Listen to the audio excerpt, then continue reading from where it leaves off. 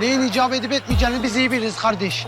Siz de bizi iyi bilirsiniz. Sakın ha. Eğer davranırsanız da araya gidersiniz amına koyayım.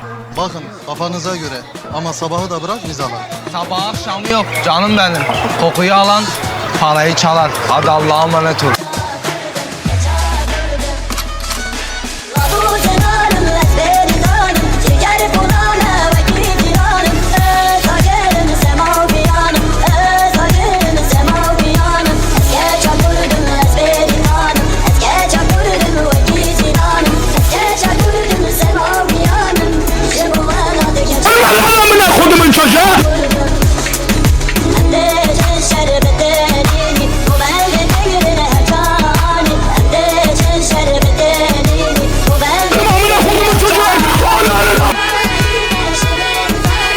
Ben ise... Bakmayın ya.